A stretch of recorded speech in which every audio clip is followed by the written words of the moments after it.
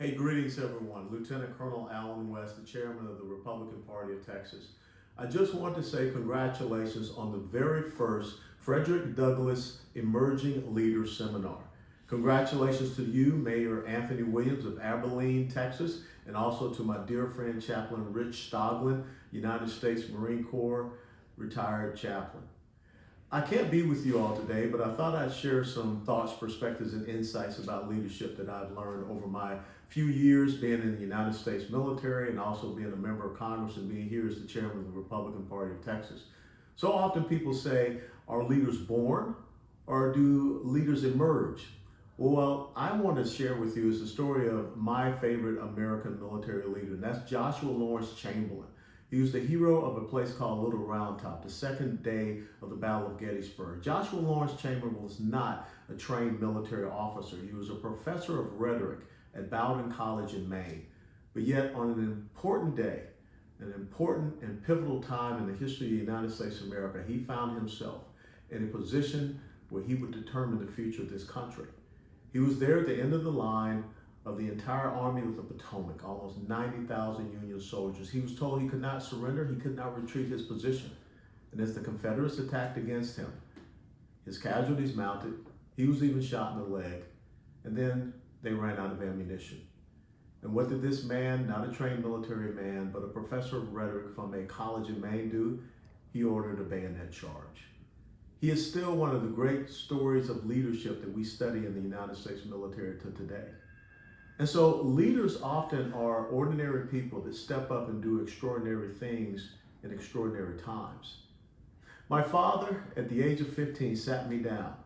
My dad was a corporal in the United States Army in World War II. My older brother was a lance corporal in the United States Marine Corps in Vietnam. But my dad challenged me to be the first officer in our family. And so it started for me in high school junior ROTC at the age of 15 in Atlanta, Georgia at Henry Grady High School. Continued on to Army ROTC at the University of Tennessee, and on 31 July 1982, my mother and father pinned on my second lieutenant bars.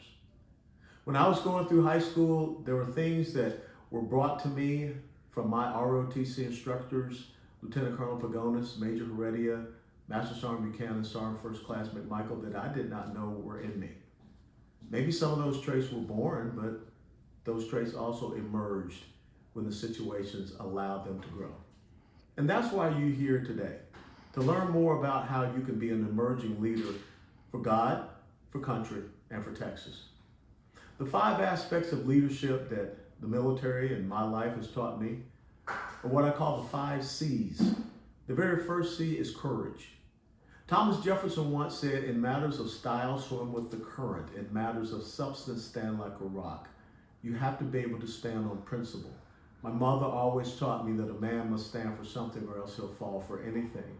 Courage is so important as an integral ingredient of being a leader. The second is competence.